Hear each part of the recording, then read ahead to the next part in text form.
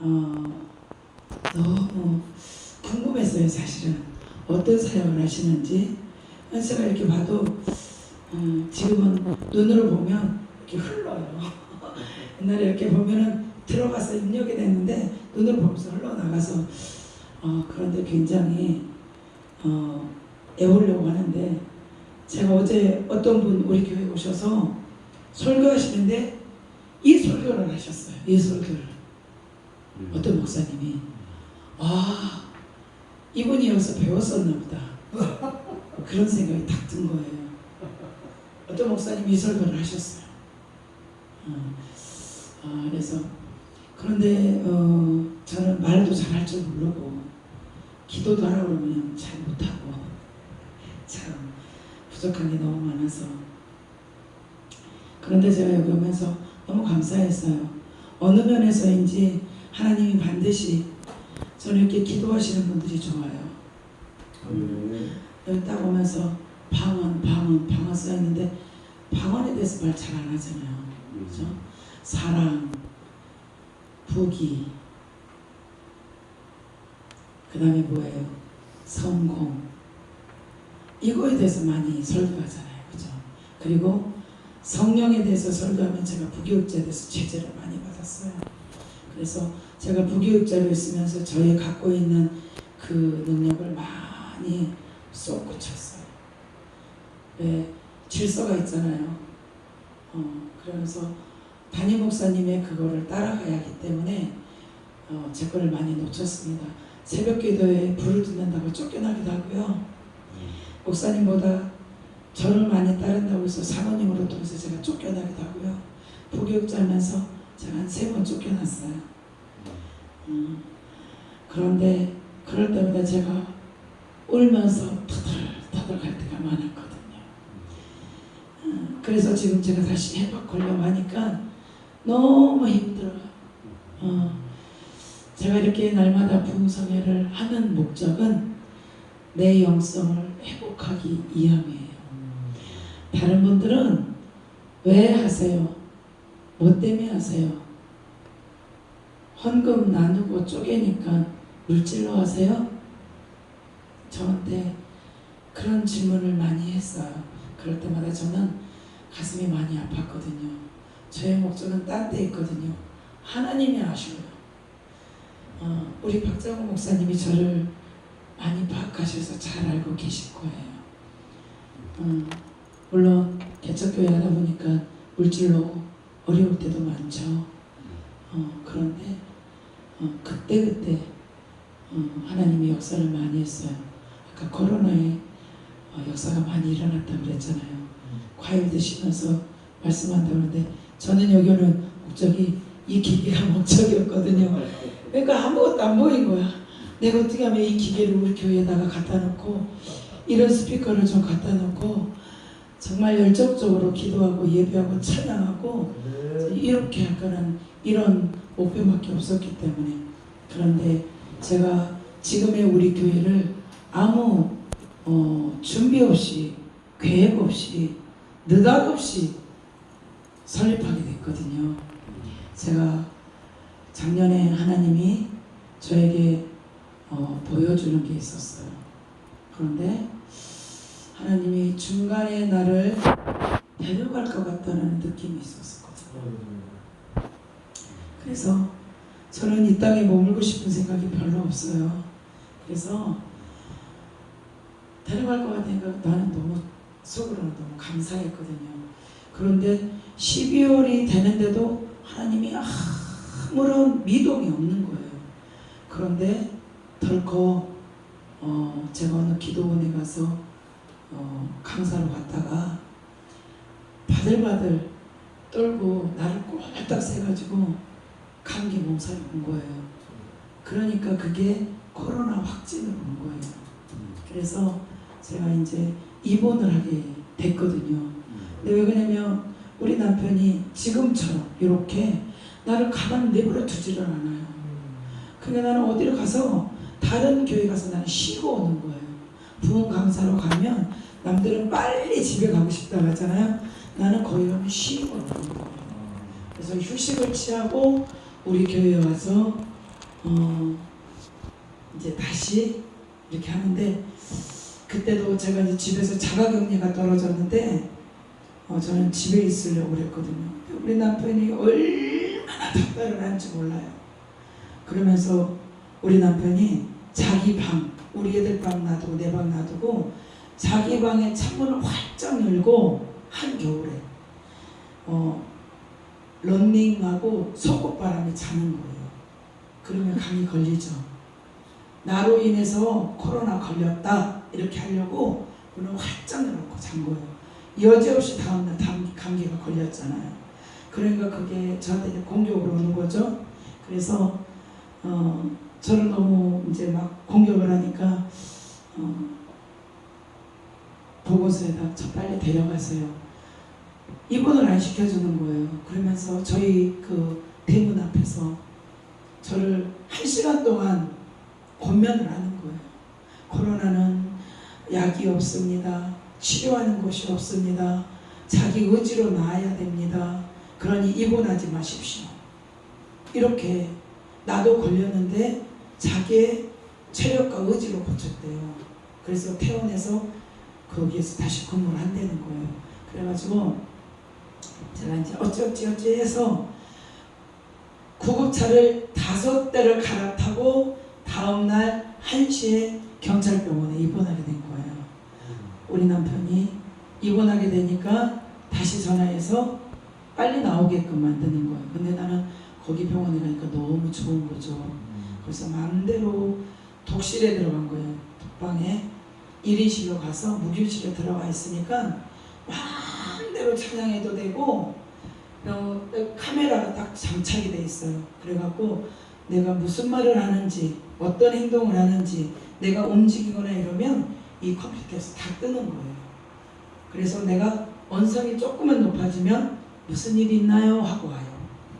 그래서 그래도 아랑곳하지 않고 찬양 틀어놓고 예배하고 혼자 기도하고 그러고 있는데 일주일 동안 있는 동안에 이제 그렇게 하면서 내가 이대로 있으면 하나님이 나를 데려갈 것 같은 거예요. 그런데 아버지 앞에 내가 가서 너 그동안에 뭐하고 왔니? 하면 아버지 하나님을 믿고 하나님의 일하다가 열심히 핍박받고 왔습니다. 밖에는 아무 할 얘기가 없는 거예요. 아무 할 얘기가 없어요. 그래서 내가 마음속으로 기도하기에 하나님 내가 가기에는 지금 너무 부끄럽습니다. 너무 부끄럽다. 그리고 내가 기도를 방향을 고쳐야 되겠다. 방향을 바꿔야 되겠다. 그러나 나를 여기서 낫게 해주세요. 고쳐주세요. 새롭게 해주세요. 하지 않았어요.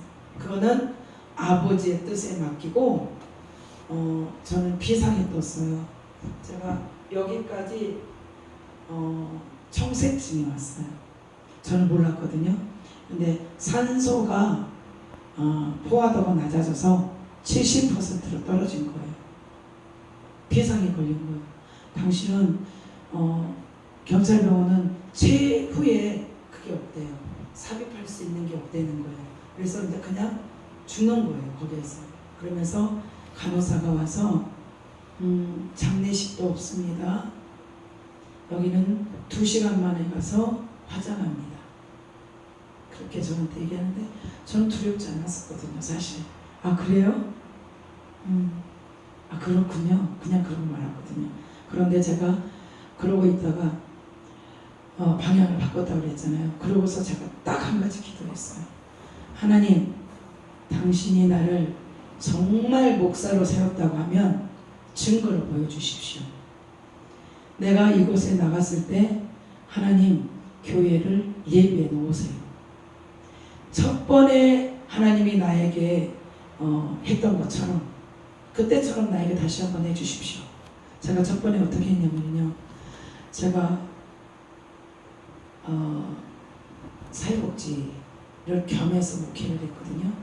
그래서 교육원을 운영하고 재가센터를 운영하고 복지관을 준비하는 과정이었어요. 그런데 어떤 세 분이 오셨어요. 그러더니 제가 이제 앉아서 테이블에 앉아서 계속 상담하고 밥 먹을 새도 없어요. 돈은 막 재미가 좋았죠. 엄청 오는데 거기에 낙이 없는 거예요. 그런데 그분이 오셔서 세 분이 오셔서 너무 기나요? 아니요. 세 분이 오셔서 이제는 목회를 하셔야죠. 내가 그분들을 전혀 모르는데 제가 아니요. 저는 이게 좋아요. 이거 하면서 저는 죽어가는 연세 많은 어르신들을 저는 전도하고 천국으로 인도하는 소명으로 살겠습니다. 저는 개척 안 할 거예요. 그러고 있었거든요.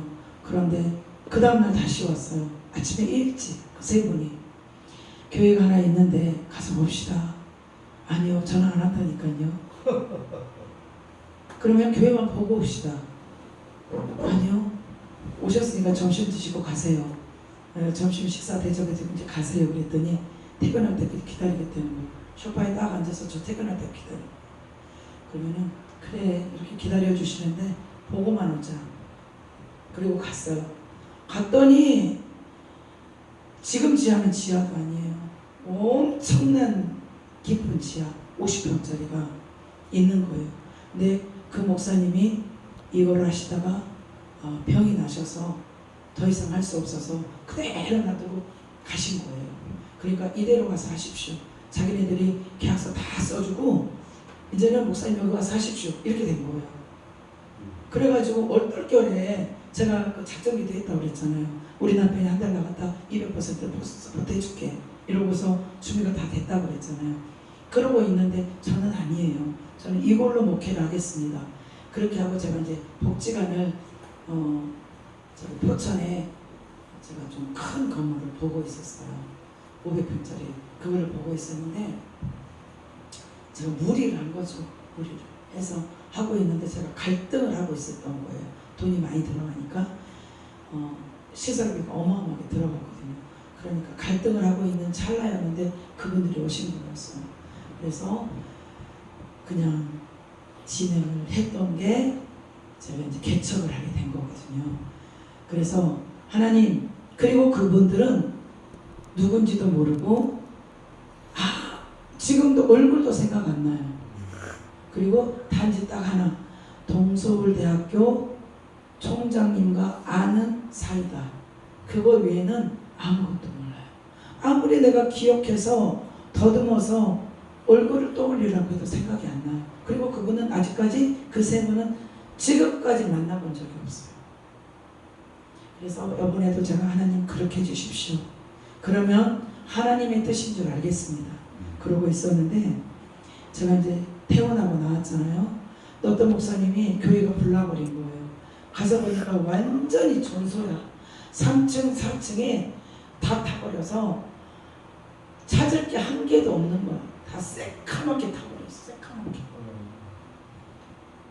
구점을 입어 시멘트만 남아있어. 아무것도 없어. 그걸 하는 목사님이 저를 태워서 오면서 목사님 코로나로 죽을 뻔했죠? 그래서 네, 저는 정말 쉬러 갔다 와서 너무 좋았거든요. 쉬고 오니까 한 달 쉬고 나니까 너무 행복했거든요. 그런데 그로 인해서 저희 친정 부모의 친정집에는 예수 믿는 사람이 한 명도 없어요. 그리고 친가나 외가 쪽에 예수 믿는 사람이 없고 최초의 예수 믿는 사람이고 최초의 목사예요. 그러니까 핍박이 말도 못했거든요. 제가 20살에 쫓겨났다고 그랬잖아요. 저한테 기대가 컸던 터라 내가 왜 이 말을 하지? 그래가지고 저희 부모님들이 제가 이렇게 개척을 했어도 한 번도, 제가 지금 세 번째예요. 한 번도 우리 교회 와서 예배 드려본 적도 없고 나의 형제들이 와서 10원짜리 하나도 안 도와줘. 그렇다고 가난하고 못 살고 없는 사람들이 아니거든요. 안 도와줬어요. 그런데 제가 첫 번에 내가 전도했던 우리 남동생, 그 남동생이 예수를 참 믿고 성령 충만한 아이예요. 근데 내가 그 아이를 대학교까지 보냈다고 그랬잖아요. 장가를 들면서 끝난 거예요. 내가 난 자식도 아니고 내가 내 자식도 아니잖아요. 그런데 제가 중학교 3학년서부터 대학교 군대 가고 결혼할 때까지 같이 있었어요. 그런데 그 동생이 그렇게 은혜를 입었으면 도와줘야 되잖아요. 왕래도 없어요. 오케이를 어떻게 해 누나? 이것도 없어요. 청년 때 제가 이제 어느 때 내가 건물을 하나 있어서 명의를 우리 동생 앞으로 줬는데 결혼하면서 우리 올케가 그걸 딱 먹어버린 거예요. 그래서 그로 인해서 제가 더욱이나 그 집은 가지 않거든요.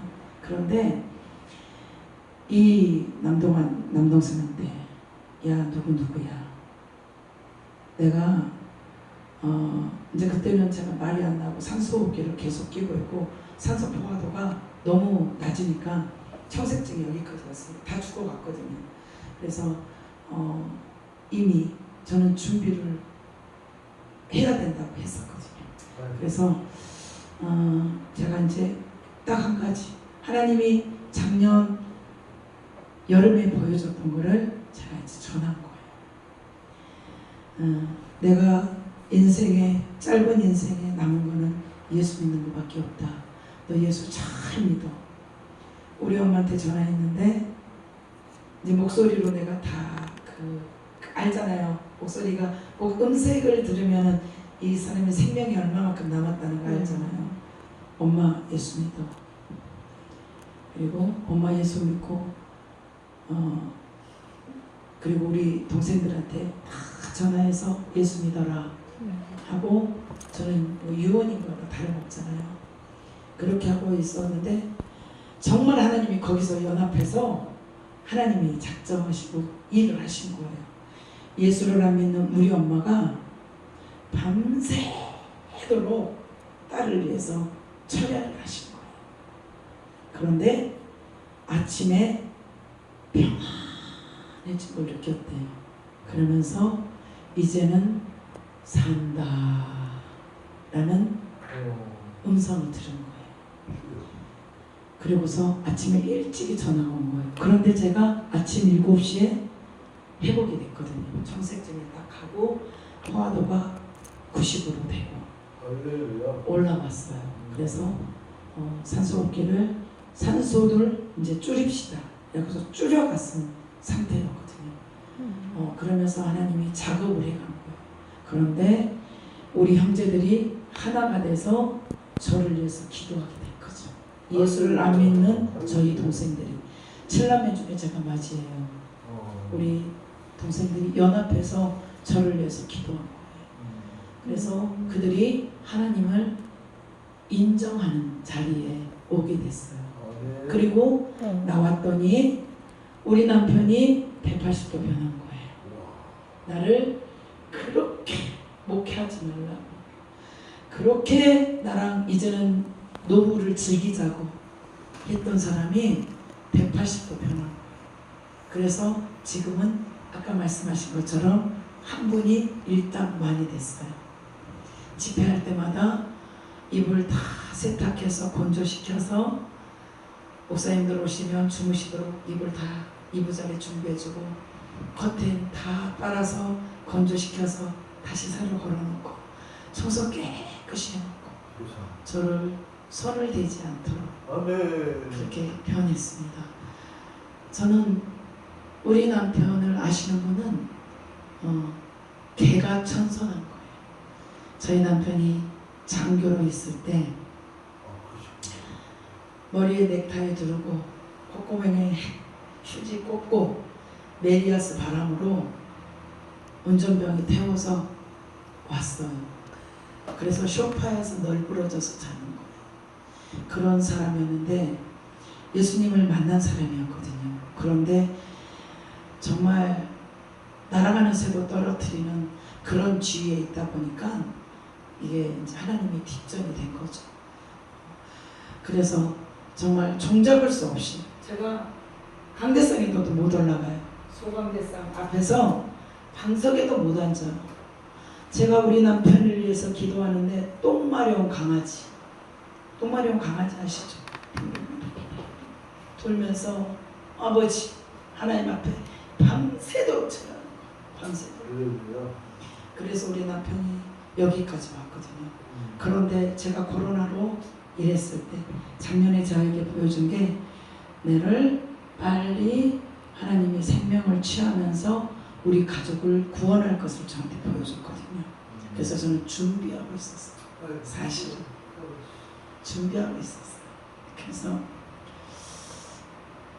자녀들도 걱정이 안 돼요. 사실 우리 자녀들이 새벽 예배 인도해주고 오전 예배 인도해주고 오후 예배 인도해주고 로테이션을 하거든요. 우리 아이들 때문에 주일학교가 풍성했었고 청년부가 풍성했었고 여기 오면서는 제가 코로나로 2년 동안 비어있는 동안에 제가 큰 교회를 보냈더니 남의 자식이 돼서 지금은 우리 교회에서 헌신 안 해요. 그런데 그것도 감사해요. 하나님이 반드시 어느 때인가 와서 크게 쓸 거니까. 네, 아멘. 그래서 이번에도 이렇게 해서 왔는데 어떤 목사님이 저한테 전화가 왔어요. 목사님, 교회 자리가 나왔는데 한번 보실래요? 그래요. 목사님, 그러면 주차장이 있습니까? 네, 많아요. 주차할 곳이 허다합니다. 여기가 어디냐면요, 금남교회 앞이에요. 그러면 몇 층입니까? 그랬더니 2층입니까? 그러니까 지층입니다. 아니요, 저 안 갈 거예요. 저는 끊어버렸어요. 제가 첫 번에 지층에서 해서 굉장히 고생했었거든요. 끊어버렸어요. 저 안 갈 거예요. 냉정하게 끊어버렸어요. 그랬는데 좀 이따 다시 전화 왔어요. 목사님 한번 와서만 보고 가세요. 어쩔 수 없이 갔잖아요. 가서 보니까 지하가 너무 깊은 거예요. 중간쯤 내려가다 도망가 버렸어요. 아니요, 목사님 저 안 갈게요. 와버렸거든요. 미안해, 너무 길게 해서. 그래서 그러면 부흥집회를 하니까 한번 와보실래요? 그래서 갔잖아요. 부흥집회를 갔더니 어머, 지하가 아닌 거예요. 냄새도 없고 탁함도 없고 내려갈 때는 지하였는데 들어가니까 굉장히 쾌적한 거예요. 어머, 괜찮다 이러고 있는 찰나인데 앞에서 여기 담임 목사님이 오셨습니다. 이호진 목사님 일어나십시오 이러는 거예요. 거기 부흥집회 하는데 거기 30 몇 명이 모였었어요. 꽉 찼거든요. 그래서 얼떨결에 일어나서 인사를 했어요. 제가. 그리고 부흥성회가 끝나고 앉아서 원탁에 앉아서 얘기를 한 거죠. 앉아서 얘기를 하면서 계약합시다. 그래서 아니요, 제가 그냥 왔어요. 생각해보고 우리 남편하고 의논해볼게. 그리고 왔어요. 그랬는데 전화 오기를 목사님 그러면 돈 드리지 마십시오. 몸만 와서 하세요. 그러는 거예요. 그래서 더욱이나 목사님 저는 내 성향이 그게 아니거든요. 더욱이나 저는 그렇다면 더 못합니다. 차라리 나를 부교육자로 써서 차라리 나 수입을 주십시오. 그럼 내가 부교육자를 열심히 하겠습니다. 그랬는데 이제 여차저차해서 그분이 그렇게 해가지고 교회를 그럼 동역해서 합시다 이렇게 된 거예요. 모든 것을 반반으로 해서 동역해서 합시다. 너무 좋잖아요. 그래서 계약을 썼어요. 그래서 나 2주, 목사님 2주. 그 대신 금, 토일은 저더러 마음대로 쓰는 거예요. 편안하게. 그렇게 해서 하게 됐어요. 그런데 이분이 2주가 지나니까 목사님 헌금 얼마 나왔어요? 재정이 얼마 나왔어요? 맨날 이거만 물어보는 거예요. 목사님 아시잖아요. 들어간 돈은 생각도 안 해요. 헌금 얼마 나온 것만 말을 하는 거예요. 참 불쾌했어요. 그러고 있는데 목사님 혼자 하십시오 이렇게 된 거예요. 아니 목사님 한 달도 안 해보고 무슨 한 달이나 지나고 1년이 지나야지. 그러고서 이제 있는데 그렇게 해서 종결이 나서 2달 만에 제가 혼자 맡아서 하게 된 거예요. 지금도 내가 이 조건에 와서 할 만한 그런 상황이 아니거든요. 저는 아마 아직도 조건 따지고 뭐 이것저것 따지다 또 개척 안 했을 거예요. 그렇게 해서 제가 교회를 어떻게 내 말을 하게 됐지? 이렇게 가게 돼서 날마다 예배를 드리는데 제가 영이 회복돼야 되잖아요. 네, 회복돼야 돼서 나 혼자 기도하는 것은 힘이 부족하더라고요. 우리 목사님 우리가 가서 기도하니까 용기가 나잖아요. 힘이 나잖아요. 저 그 마음 충분히 이해하거든요. 그래서 제가 제 돈 들어가면서 부흥성회를 날마다 하는 거예요. 매주마다. 그가 누가 됐든지 간에 그들은 하나님과 그들의 관계고 나는 하나님과 관계, 나는 회복한다. 와가지고 하시는 말씀이 여기는 기도하는 장소가 되지 예배드릴 장소는 아니네요. 교회로서는 터무니가 없는 곳이네요. 이렇게 큰 교회 밑에서 또 무슨 교회를 한다고요. 이래가면서 저를 실망을 주고 좌절을 주고 별의별 소리를 다 하고 가는데 그러던가 말던가 이거는 하나님이 나에게 주신 거기 때문에 여기서 열심히 기도하는 거예요. 그렇게 해서 여기까지 오게 되면 하나님이 이런 분 저런 분 만나게 했는데 결탄코 제가 조남도 모르고 성함 모르지만 참된 기도 참회 기도원의 원장님 전도사님을 만나게 된 것은 반드시 어떠한 섭리가 있다라고 봅니다. 제가 여기에서 느낀 것은 우리 이사람 목사님으로 통해서 또 우리 박정호 목사님으로 통해서 우리 새로 만난 목사님 전도사님으로 통해서 연합해서 우리 목사님이 기도하신 것 같이 이제는 죽어가는 곳에 우리가 새로 회복되어서 정말 퇴보되고 비대면으로 인해서 다 실족된 영혼들을 우리로 해서 다시 일으켜 세우는 성령으로 다시 한번 그들을 태워지는 성령의 역사를 우리의 모임으로 통하여서 기도회로 통하여서 하나님이 준비하고 우리가 쓰이기를 원하신다고 믿습니다. 비록 내 마음에 맞지 아니하고 내 영과는 조금 틀리지만 이곳에서는 합력하여 선을 이루는 하나님의 귀하신 섭리가 있다고 믿습니다. 그래서 우리는 연합해서 제가 이 부흥성회 같은 거 굉장히 싫어했거든요. 그런데 제가 보니까 지금 연합해야 돼요. 성도 없잖아요. 목사님들끼리 모여서 앉아서 기도하고 예배드리고 이게 뭐야? 헌금 서로 나눠 찢어가려고 저도 맨 처음에 그런 똑같은 생각을 했는데 그런데요 예수님이 제가 어제 깨달은 거예요. 어느 성에 왔는데 정말 무지랭이 같은 사람만 오는 거예요. 막 이런 사람들 머리가 산발돼 갖고 온 사람들 맨발로 몸빼바지로 입고 오고 와가지고 막 이상한 소리하고 엉뚱한 소리하고 앉아있고 주기도문 이 주기도문 하면 다 지옥 간대요. 자기가 프린터에 갖고 와가지고 이 주기도문을 해야 구원을 받는다는 거예요. 어머나 막 이상야릇한 소리를 하는데 이거를 1시간 2시간씩 듣고 있으니까 너무 괴로운 거예요. 그런데 어떻게 해요? 하나님은 그 사람 그 나름대로 쓰잖아요. 왜? 그분은 그 나름대로 쓰기 때문에 저는 열심히 아멘 해주는 거예요. 왜?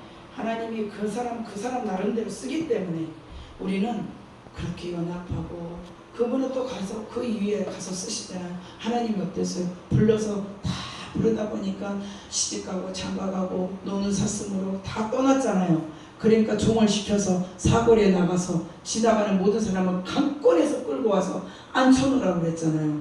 어제 제가 그 말씀 사람의 모습으로는 준비가 되지 않고 예비가 되지